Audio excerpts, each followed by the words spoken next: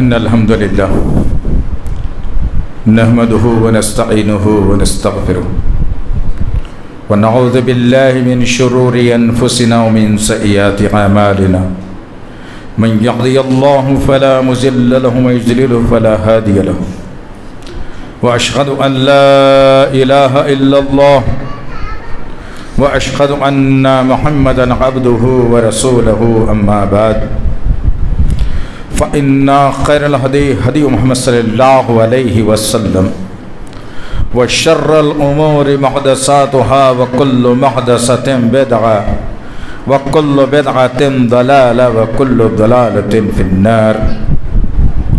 क़ाल अल्लाहु तआला फ़िल क़ुरआनिल मजीद औज़ु बिल्लाहिस समीइल अलीम मिनश शैतानिर रजीम बिस्मिल्लाहिर रहमानिर रहीम इज़ा ज़ुल्ज़िलतिल अर्दु ज़िलज़ालहा व अख़रजतिल अर्दु अथक़ालहा व क़ालल इंसानु मा लहा यौमइज़िन तुहद्दिसु अख़बारहा बिअन्न रब्बका औहा लहा यौमइज़िन यस्दुरुन्नासु अश्तातन लियुरौ अमालहुम फमन यअमल मिस्क़ाल ज़र्रतिन खैरन यरा व मन यअमल मिस्क़ाल ज़र्रतिन शर्रन यरा।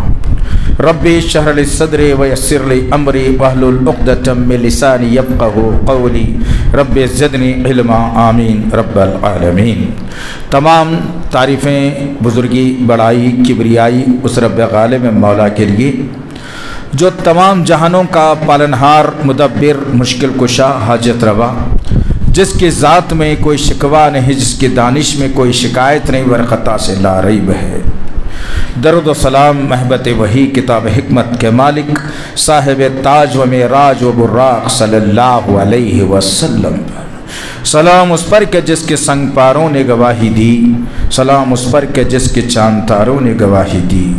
दरूद उस पर के जिसकी ज़िंदगी रहमत ही रहमत है, दरूद उस पर के जिसका तज़किरा आईनी इबादत है। अल्लाहुम्मा सल्लि अला मुहम्मद व अला आलि मुहम्मद कमा सल्लैता अला इब्राहीम व अला आलि इब्राहीम इन्नका हमीदुम मजीद। अल्लाहुम्मा बारिक अला मुहम्मद व अला आलि मुहम्मद कमा बारकता अला इब्राहीम व अला आलि इब्राहीम इन्नका हमीदुम मजीद।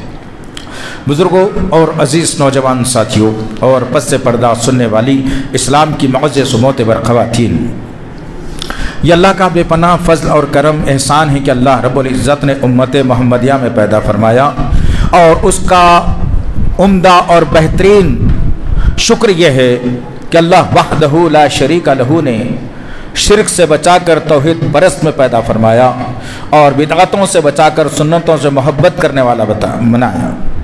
अज़ीज़ान मोहतरम, इंशाअल्लाह ताला जो आज के जुमे के खुतबे का उन्वान मुंतखब किया गया है, जिससे मेरी और आपकी गफलत है, गफलत नहीं बल्कि मुकम्मल तौर पर भूले हुए हैं और ये जहनों में चल रहा है कि मौत आने वाली नहीं है, खबर में दबोजा जाने वाला नहीं है, मैदान हश्र में खड़ा किया जाने वाला नहीं है, सवाल और जवाबात होने वाले नहीं है, नामा आमाल सीधे हाथ में लेने का जज्बा भी ख़त्म हो गया, सोचो फिक्र भी ख़त्म हो गई, जिसका नाम है क़यामत। एक सहाबी अल्लाह के नबी सल्लल्लाहु तआला अलैहि वसल्लम की खिदमत में हाजिर हुए और कहने लगे, या रसूल अल्लाह, क़यामत कब आएगी?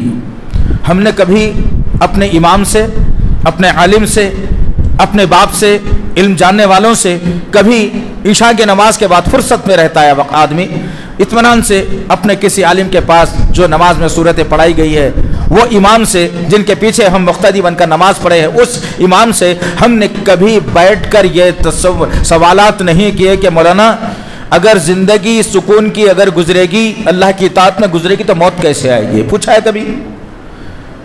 अगर ज़िंदगी बेतुकी बेनमाजी जुम्मे को जुम्मा मस्जिदों को भरकर अगर गुजरेगी तो क्या होगा हमारे साथ? पूछा है कभी? नहीं।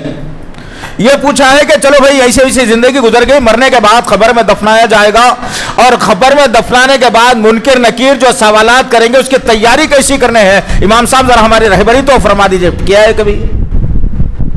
इमाम साहब अगर लंबा सूरा अगर कभी पढ़ा दें और रात को आप देर से सोए हुए हों और इमाम साहब का मूड रहे कि भाई चलो आज कुरान ज़रा ज़्यादा पढ़ना है और फलाने सूरत का इंतखाब करके आए हैं बड़ी मेहनत के साथ, और उन्होंने लंबा सूरा पढ़ा दिया और आपको पीछे से नींद सता रही थी, तो जैसे ही नमाज खत्म हो गई गुर्रा के इमाम साहब को देख के बोलेंगे कि हाजिज पढ़ाना था क्या?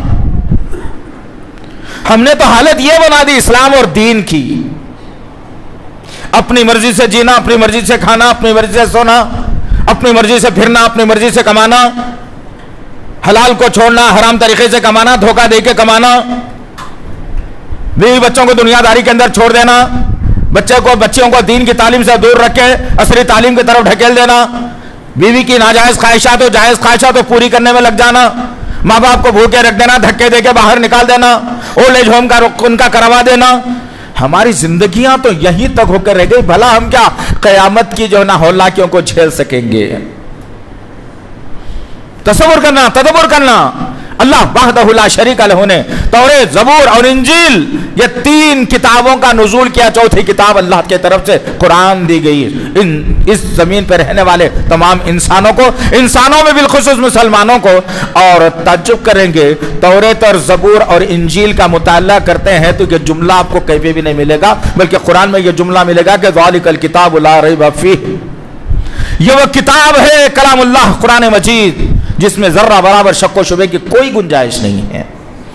और ये किताब पैदाइश बताती है, मां के पेट में बच्चा कितने दिन रहता है, कैसा रहता है, मां कैसे वजन बर्दाश्त करती है, कैसे तकालीफ बर्दाश्त करती है, फिर पैदा कैसे करती है, पैदा होने के बाद यह औलाद अपने माँ बाप के खिलाफ कैसे जाती है या ताइद में कैसे आती है, माँ बाप अपने औलाद की तरबियत कैसे करे। ये तमाम तर चीज़ों को अल्लाह ने कलामुल्लाह कुरान मजीद में रखा। तो अल्लाह वहदहु ला शरीका लहू ने जब ये दुनिया खातिमे पर आ जाएगी और ये दुनिया को ख़त्म कर दिया जाएगा, आदमी मस्जिद के आसपास घर बनाता है और फिर बाहर खड़े होकर अजान तो बुलंद होती है ज़ोहर की, और ये कह के नमाज को नहीं आता कि कहीं मजदूर मेरे घर का काम ढीला तो नहीं कर देंगे, और फिर नमाजें जाती हैं, हय्या अलस सलात की आवाज़ 5 वक्त सुनता है, और अपने घर को टूटने वाले, मिस्मार होने वाले, जमीन दोष होने वाले, खुद पर गिरकर तुझे खत्म करने वाले, वो घर को देखकर आदमी मतानत से कहता है कि क्या घर बना रहा हूं, मोहल्ले में तो किसी का भी नहीं है। ये बातें क्यों कर रहा हूं? और एक सूरा जो अभी हमने इंतखाब किया है ना, सूरह ज़िलज़ाल, इसे बार बार पढ़ते जाइए इंशाअल्लाहुल अज़ीज़, शायद कि अल्लाह का डर और खौफ हमारे सीनों में आ जाए। आज इंसान डरता है तो शुगर की बीमारी से, चिकनी ग़िज़ाएं खाने से, झूठा डॉक्टर, झूठा कह रहा हूं मैं, रिकॉर्ड में हो रही है मेरी बात, मैं झूठा मानता हूं डॉक्टर को, मैं झूठा मानता हूं दवाखानों को, मैं झूठा मानता हूं उस ऑक्सीजन को, मैं झूठा मानता हूं उस आईसीयू को। झूठ आप भी कहिए, इसीलिए कि तमाम इख्तियारात अल्लाह के पास हैं। और किसी डॉक्टर के पास आप चले गए और डॉक्टर ने आपको हाथ भी नहीं लगाया, पकड़ा भी नहीं हाथ आपका, एक डुप्लीकेट मशीन उसके पास होती है, उससे यूं लगा के कहता है जाओ टेस्ट करा के आओ, और आप टेस्ट करा के आने के बाद आपको इतनी बड़ी चीजों से डरा कर कहेगा नहीं आप अंडा नहीं खा सकते, आप गोश्त नहीं खा सकते, रात को जल्दी सोना है, और आपको जो ना फलानी ग़िज़ा नहीं खानी है, आप ऐसा करना है, अब ऐसा करना है। अरे अल्लाह और उसके रसूल ने क़वानीन कुछ और बनाए, कभी उस पर उतना अमल नहीं किया दिल की गहराई से। एक नापिकार गुनहगार डॉक्टर, वो डॉक्टर की बात पर यकीन कर लेता है इंसान। खालिक़ कायनात, मालिक अर्ज़ व समा, जब सब चीजें एक जगह जमा थी उस वक्त भी मेरा रब था। और फिर अल्लाह रब्बुल इज़्ज़त ने कलामुल्लाह सूरह अंबिया के अंदर वाज़ेह करके बताया कि किस तरीके से एक धमाका हुआ, और अल्लाह रब्बुल इज़्ज़त ने सूरज, चांद, सितारे, आसमान, जमीन, पानी, पहाड़, जंगल, इंसान, चरिंद, परिंद सबको पैदा कर दिया कुन फयकून की शान रखते हुए। और फिर अल्लाह रब्बुल इज़्ज़त ने जो बातें कलामुल्लाह कुरान मजीद में रखी हैं, कितना यकीन करते हैं आप इस पर? काश के आज मुसलमान अगर इस कलामुल्लाह पर 100% प्योर 100% का ईमान अगर ला ले और ये तसव्वुर कर ले कि दुनिया झूठ बोलती है, कोई होखा, लेकिन मेरा रब सच कहता है, तो आज फिलिस्तीन की आलम यह नहीं होता। आज बैतुल मुक़द्दस गिरने के दहाने पर आ गया है। आज वो मासूम बच्चे हाथों को उठाकर दुआ कर रहे हैं कि कहां है वो मुसलमान जो अबाबिल की शक्ल में आ जाए हमारे पास। वो औरतें, वो बच्चे, वो बूढ़े दुआ कर रहे हैं। आज मैं अपने दस्तरखान पर नरम मुर्ग़ मुसल्लम खाकर कभी उनकी तकलीफ को याद नहीं किया। ये तमाम चीजों को अल्लाह ने खुलामुल्लाह कुरान मजीद में महफूज कर दिया। पढ़ना, सूरह निसा पढ़ो। अब मैं आयत नंबर तो नहीं दूंगा आपको, इसलिए कि आदत पड़ गई है कौम को, जैसे ही सूरा नंबर आयत नंबर बोलते हैं, सूरा निकाला, आयत निकाली, उत्तेज पढ़ के छोड़ देते मुसलमान। अजीब फलसफा है। पूरी कुरान पढ़ो, पता चले क्या है। सूरह निसा में अल्लाह वहदहू ला शरीका लहू ने एक चैलेंज दिया इन लोगों को, उस दौर में भी जब मुसलमानों को मक्के की सरजमीन पर सताया जा रहा था, बदर के बाद जुल्म बर्बरियत का नंगा नाच मुसलमानों पर हो रहा था, अतराफ अकनाफ इस्लाम का बोलबाला हो रहा था। उस वक्त भी यहूद और नसारा को यह बात सता रही थी कि कल के दिन मुसलमान गलबा पा जाएंगे तो हमारा रहना दुश्वार हो जाएगा। इन्होंने मुनाफिकीन की एक जमात तैयार की और मुसलमानों के सफर में इंतशार पैदा करने की कोशिश की।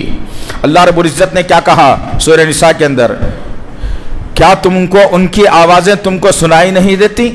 वो मजलूम बूढ़े बच्चे जवान औरतें मर्द जो चिल्ला रहे हैं, पुकार रहे हैं, ऐ अल्लाह कहां है वो लोग?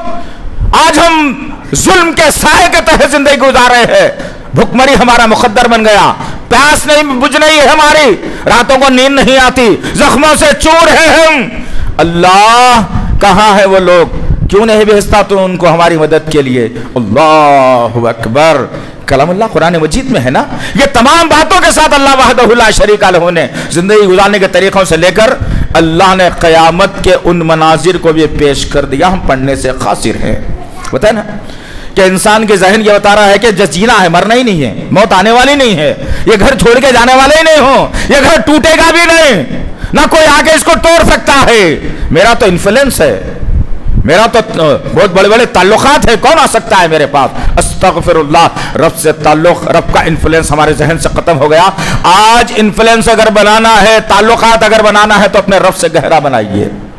तुम्हारे हाथ दुआ के लिए उठे और अल्लाह वहदहू ला शरीका लहू आसमान से फैसलों को सादिर कर दे। आज क्या मामला है? वो छोटे छोटे बच्चे, क्या बिगाड़ा था किसी का? मुकम्मल तौर पर जहां मरीज अस्पताल के अंदर पड़े हुए हैं, जिनको चलना दुश्वार है, बूढ़े बच्चे मर्जुल मौत के अंदर हैं, जख्मों से चूर है, ऐसे दवाखानों पर बमबारी करके जालिम इसराइल ये बात की गवाही दे रहा है कि मुसलमानों में दम है तो हमारी मुखालिफत करके बताओ। और ये नौजवान कौन? चेहरों से दाढ़ियों को बोनकर, पैंचों को जमीन पर लटकाकर, फजर की नमाज को छोड़कर, कुरान को छोड़कर, धोखा दे के कारोबार, जोड़े की रकम, भारी वलीमा, नाचना गाना, क्या तब्दीली आई आपके पास 12-15 दिन में? मुझे बताइए, क्या तकलीफ महसूस किया आपने? एक दिन क्या रात को उठकर फलस्तीनियों के लिए दुआ किया आपने? भले ही क़यामत की बात करने जाते हैं हम, तुमको क्या हक है बातों को जानने का? जब तक कि तुम दुनिया में जिंदा रहते हुए इंसानियत के काम नहीं आते, फिर हमारी आखिरत क्या होगी? आखिर ये ब्लेड लगाते हो खत में घबराहट नहीं होती तुम्हें चेहरे पर? ये दाढ़ी को तरसाते हुए, छोटी छोटी करते हुए तुम्हारे जो है ना दिलों के अंदर धड़कन पैदा नहीं होती कि अल्लाह कल क़यामत के दिन पकड़ने वाला है मुझे? कहाँ है अज़ीज़ान मोहतरम? डर किसका है? एक ऑफिसर का डर, नौकरी का डर, पैसे कम हो जाने का डर, ज्यादा खा लिया तो डर, शुगर का डर, ब्लड प्रेशर का डर, पेट में खाना हजम नहीं हुआ तो डर, ज्यादा खा लिया तो डर, नहीं खा गया तो डर, हर किस्म का डर आ गया। इत्तकुल्लाह, अल्लाह का डर हमारे सीनों से खत्म होकर के रह गया। जिस कौम के अंदर अल्लाह का डर था ना, अल्लाह 313 को 1000 में भारी कर दिया था। 8000 की फौज 1 लाख की फौज को हरा दी थी हम थे इस सरजमीन पर। आज तक तारीखदान लिखते लिखते थक गए, उनके कारनामों को कलम टूट गए, स्याही खत्म हो गई, लेकिन उनके कारनामों को बराबर लिख नहीं सके। ये कौन सी कौम है भाई?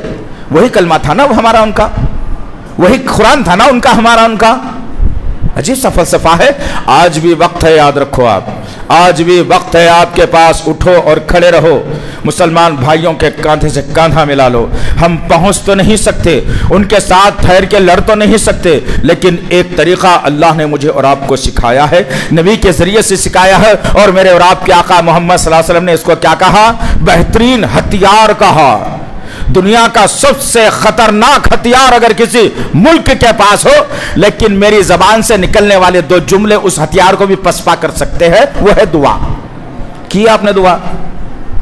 एक नमाज में बैठ के की आपने दुआ? नहीं, इल्ला माशाअल्लाह 100 आदमी में से 1-2 आदमी कुछ कर लिया तो बेहतर है, बहुत हो गया, बाकी के लोग क्यों नहीं कर रहे हैं? क्या आप मुंतजिर हैं कि वही हालात इस मुल्क में पैदा कर दिए जाएं?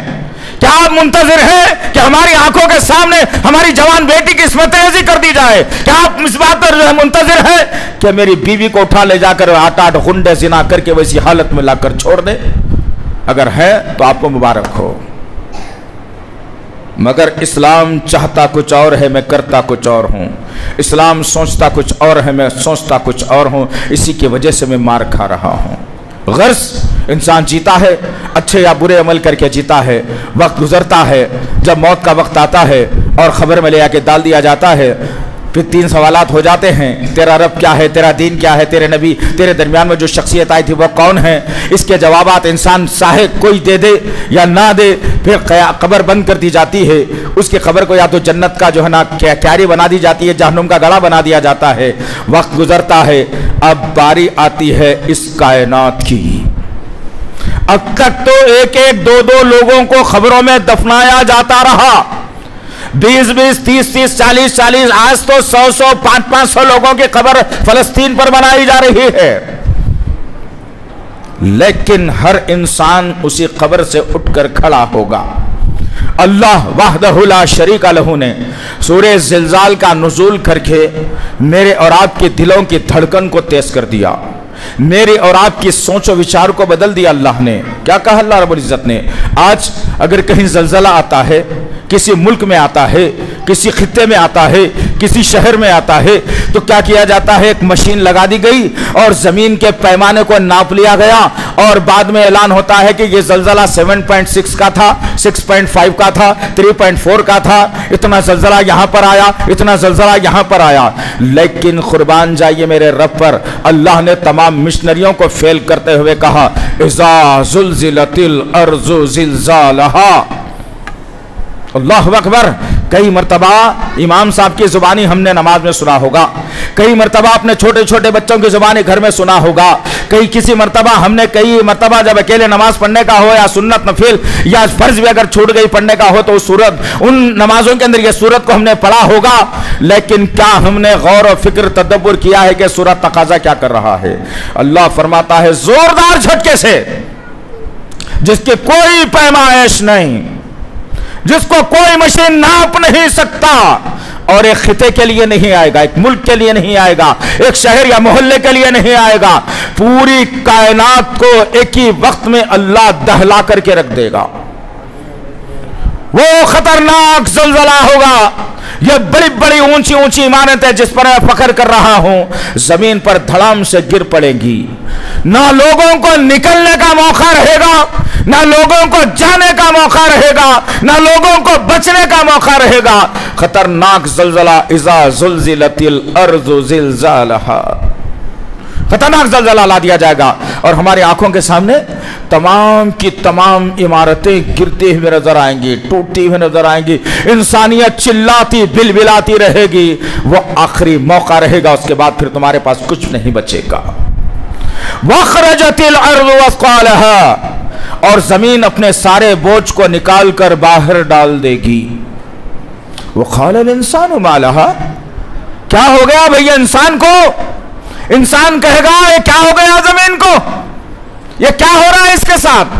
अरे अब से पहले इसी हीरे जवाहरात के लिए, सोने चांदी के लिए, इन्हीं निकलते हुए मादों के लिए मैंने एक दूसरे का कत्ल भी किया, रिश्तों को छोड़ दिया, कोई भारी गरीब था तो धक्के मारकर बाहर कर दिया, पता नहीं मैंने कैसे कैसे काम कर लिए, और आज जमीन धड़क रही है, बिल्डिंगें गिर रही है और जमीन के सारे खजाने जमीन के ऊपर आ रहे हैं।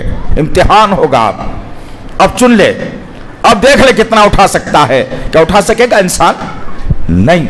यह खतरनाक हौलनाकी होगी अजीज़ान मोहतरम, यह खतरनाक हौलनाकी होगी कि हर इंसान अपनी अपनी जान बचाने भागता नजर आएगा। हम बताएंगे आपको आखिर में सूरह हज की इब्तिदा आयत नंबर 1 और 2 के अंदर इंशाअल्लाह। मुख्तसर बात यह है कि वक़ालल इंसानु मा लहा, क्या हो गया इस जमीन को? इंसान कहेगा, पूछेगा क्या हो गया है? यौमइज़िन वख़रजतिल अर्ज़ु वस्क़ालहा वक़ालल इंसानु मा लहा यौमइज़िन यस्दुरुन्नास वश्तातल लियरौ अमालहुम। इसके बाद क्या होगा? अल्लाह रब्बुल इज़्ज़त जमीन को हुक्म भी देगा बि अन्ना रब्बका औहा लहा, ज़मीन को हुक्म भी देगा अल्लाह, बात करने का हुक्म देगा, और ज़मीन कहेगी, पुकार उठेगी, कहाँ है जालिम लोग, तुमने इन्हीं खजानों के लिए, तुम्हें इन्हीं माल के लिए, इन्हीं सोने और चांदी के लिए तुमने रिश्तों को ख़त्म किया था, आज निकल रही है, उठा। और फिर अल्लाह के नबी सल्लल्लाहु अलैहि वसल्लम ने वाज़ेह करके बताया कि एक एक खबर से 70 मुर्दों को निकाला जाएगा। अपने ज़मीन अपने बोझ को खाली कर देगी ज़मीन। इंसान पुकारेगा, क्या हुआ इसे? ज़मीन कहेगी, बात करेगी ज़मीन, नापिकार, गुनहगार, तू ज़मीन पे चलता था, अल्लाह का बागी था, नमाजों को ज़ाया करने वाला था, धोखा देने वाला था, झूठ बोलने वाला था। अल्लाहु अकबर। ज़मीन को अल्लाह बोलने की गोयाई दे देगा, वो बात करेगी और इंसान के खिलाफ बोलेगी। जो इंसान अच्छा करता था उसकी ताईद में ज़मीन रहेगी। उसके बाद अल्लाह कहता है कि तुम लोग अल्लाह की बारगाह में टुकड़ियों टुकड़ियों में, फिरकों में जमा हो कर आओगे। यौमइज़िन यस्दुरुन्नासु अश्तातन लियुरौ अमालहुम, फिरकों में, जमातों में, टुकड़ियों में तुम आओगे, और उस वक्त पूरी इंसानियत परेशान रहेगी। मैं तुम्हारे दिल के उठते हुए वसवसों को लोगों के सामने जाहिर कर दूंगा। फमन यअमल मिस्क़ाल ज़र्रतिन खैरन यरा वमन यअमल मिस्क़ाल ज़र्रतिन शर्रन यरा। जो मिस्क़ाल के ज़र्रे के बराबर भी नेकी करके आएगा, अल्लाह उसे उसका अजर ज़रूर दे देगा, और जो मिस्क़ाल के ज़र्रे के बराबर भी गुनाह करके आएगा, अल्लाह उसका भी अजर उसे दे देगा। हमने क्या सीखा इस सूरत से? यह सूरत मेरे और आपकी दिल की धड़कनों को बढ़ा देता है, मेरे ब्लड प्रेशर को तेज़ कर देता है, मेरे सोचो विचार को ख़त्म कर देता है, मेरे अरमानों को जो है ना पैरों के नीचे रौंद देता है, रब की क़ुर्बत हासिल करने का ज़रिया बना देता है, और क़यामत की हौलनाकी और डर मेरे सीने के अंदर भर देता है। बशर्ते के इस सूरत को मैं दिल की गहराई के साथ, रब के डर के साथ पढ़ूँ। फिर अल्लाह रब्बुल इज़्ज़त ने, अल्लाहु अकबर, गौर करो, कुरान मजीद में जो सूरतों की तादाद है उसमें 22 नंबर का सूरा है, सूरे हज। अल्लाह रब्बुल इज़्ज़त ने इसमें मंजर को खींच के बताया। अल्लाहु अकबर, गौर करो कभी दिल की तड़प के साथ। एक अल्लाह का खौफ हासिल करने के लिए, जहन्नुम से बचने के लिए, जन्नत हासिल करने के लिए, दुनिया में अच्छी ज़िंदगी गुजारने के लिए इबादत के ज़रिए से। अच्छी ज़िंदगी ये नहीं कि हराम कमा रहा हूँ, बिल्डिंगों पे बिल्डिंगें, प्लाट पे प्लाट, गाड़ियों पे गाड़ियाँ बना रहा हूँ, रब को नाराज़ करके मर रहा हूँ, ये अच्छी ज़िंदगी नहीं। ज़िंदगी अच्छी वो जो रब राज़ी हो जाए, जिंदगी अच्छी वो जो नबी के सुन्नतों पर गुजर जाए, वो जिंदगी लेकर इंसान मरता है तो फिर कामयाबी है, वरना इन हालात से सबको दो चार होना है। अल्लाह रब्बुल इज़्ज़त ने वाज़ेह करके सूरे हज में खुल्लम खुल्ला और 2-3 निशानियाँ बड़ी ख़तरनाक अल्लाह रब्बुल इज़्ज़त ने बता दी। काश के हम पढ़ने के आदी बने। कुरान किसी के मरने पे खुलता है या जायदाद के बंटवारे पर कसम खाने के लिए खुलता है, या फिर अगर कुरान मांगा जाता है तो फहरिस्त जहेज के अंदर सबसे पहले कुरान मांगा जाता है। उससे पहले कुरान की अहमियत क्या है हमारे पास? क्या हम जानते हैं कुरान को? क्या हम मानते हैं कुरान को? कितना यकीन करते हैं कुरान पर? वो कुरान हमसे तकाजा कर रहा है और कह रहा है, ऐ इंसानों, ऐ लोगों, क़यामत का ज़लज़ला बड़ी ख़तरनाक चीज़ है। क्या होगा आखिर भाई? हौलनाकी की तरफ अल्लाह ने इशारा करके बताया क्या होगा उस दिन आखिर।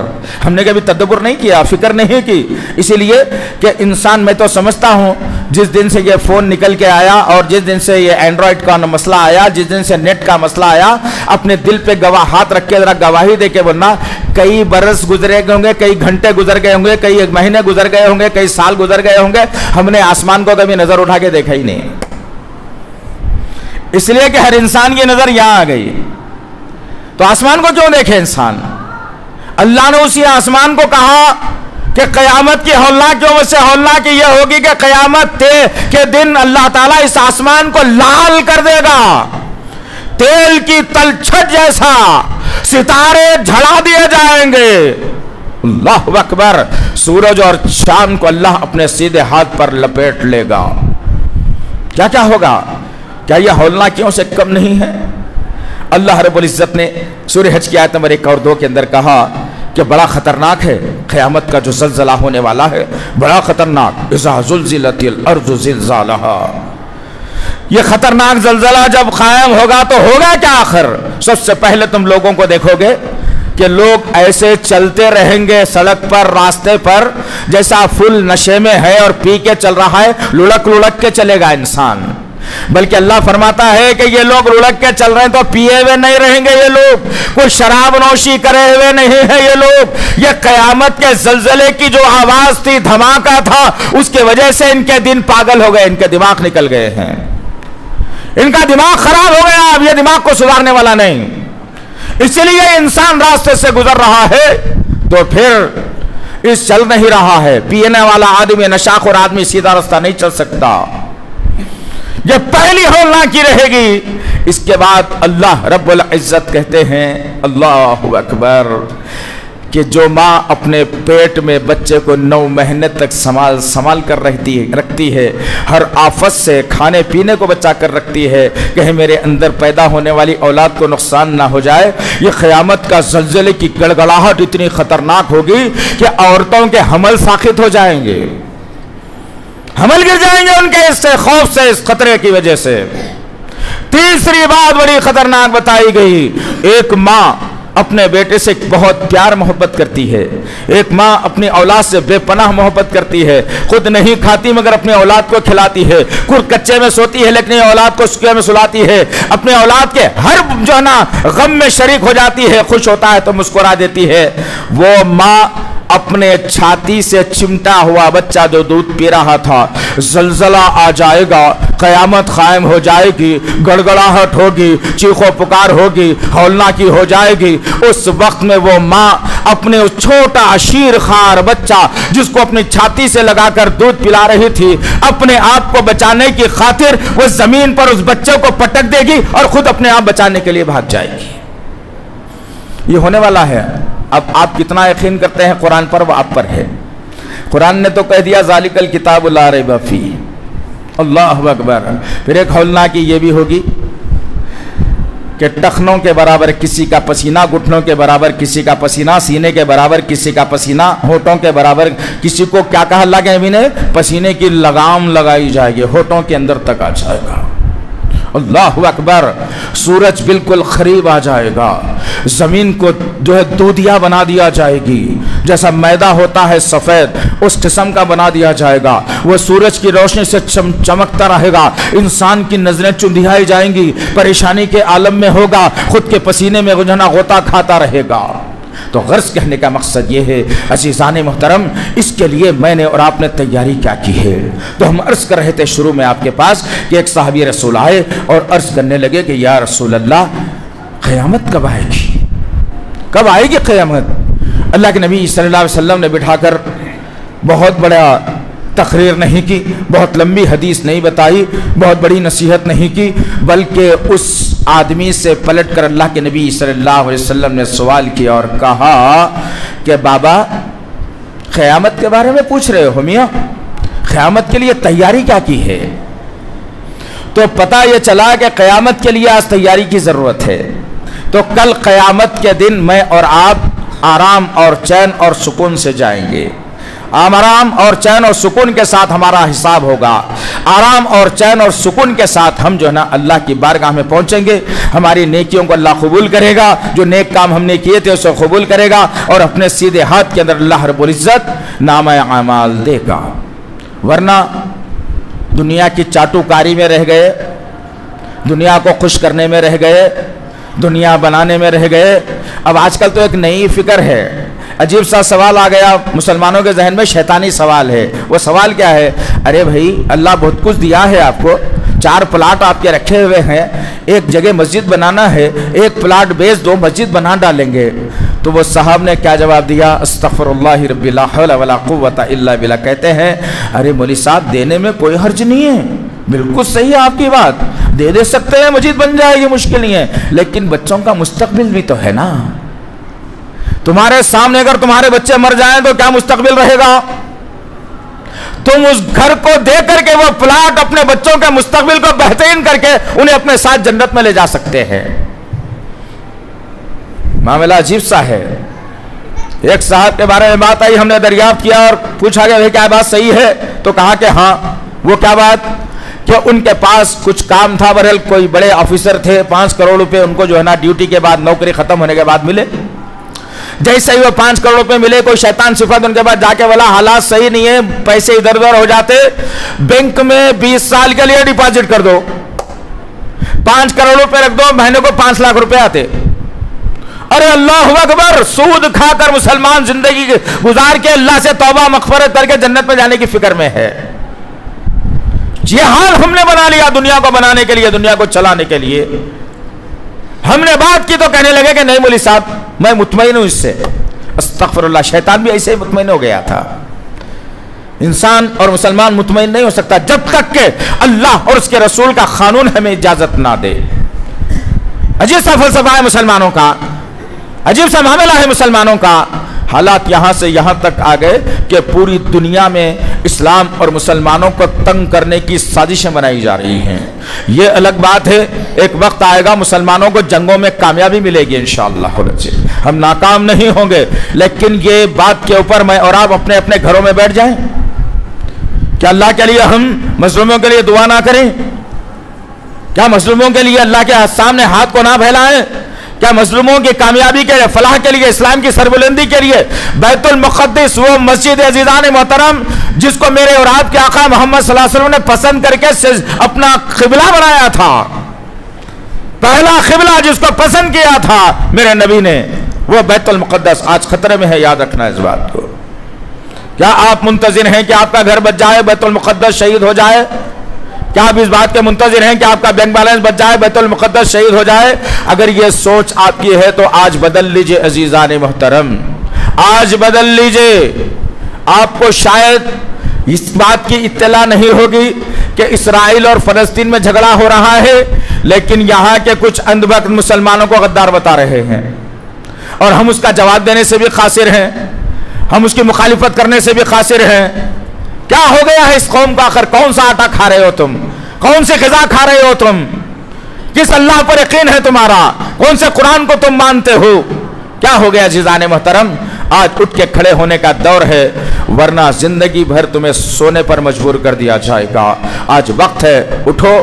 अरब तुम्हारे इंतजार में है कि मेरे बंदे कब मांगते हैं, क्या मांगते हैं, कैसे मांगते हैं, दिल की गहराई से मांगते हैं। क्या उनके गम में ये बंदे मेरे शरीक हो रहे या नहीं हो रहे हैं? अल्लाह सब कुछ आसमान से मनाजिर देख रहा है। एक छोटा सा नुस्खा साथ में लेकर के जाइए इंशाअल्लाह, ताकि आइंदा काम आ जाए।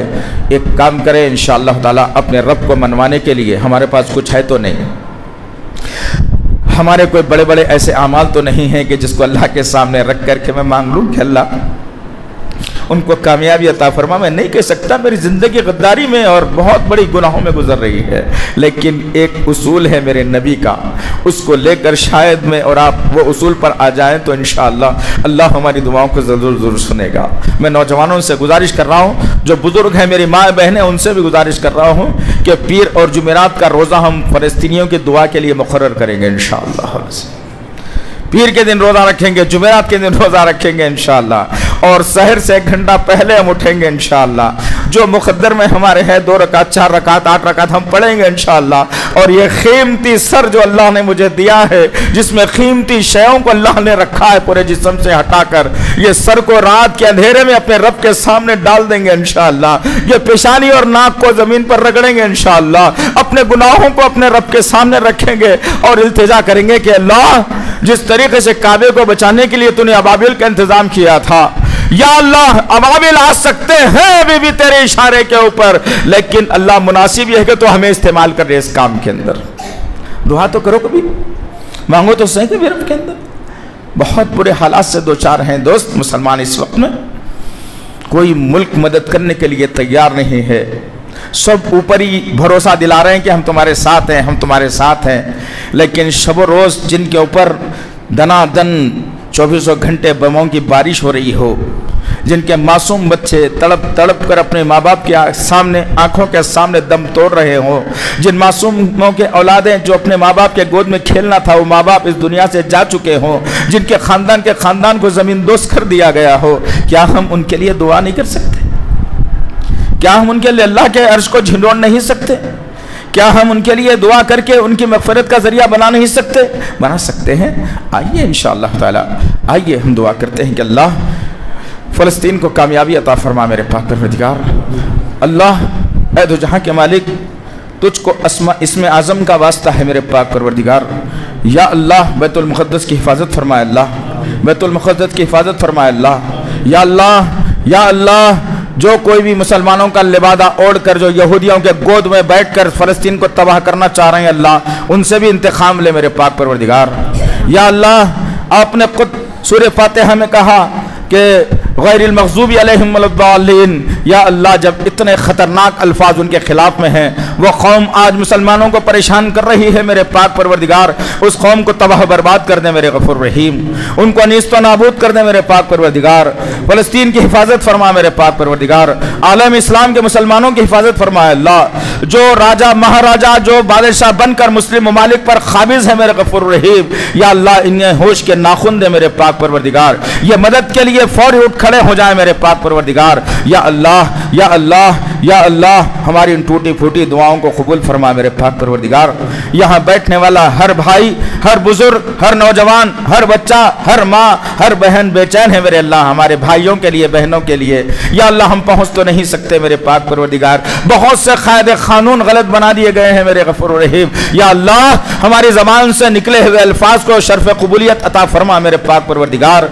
जो हाथ तेरी बारगाह में उठे हैं मेरे गफूर रहीम, इन्हें खाली ना लौटा मेरे पाक परवरदिगार। या अल्लाह, ये मुल्क अमन का गहवारा था और है और रहेगा मेरे गफूर रहीम।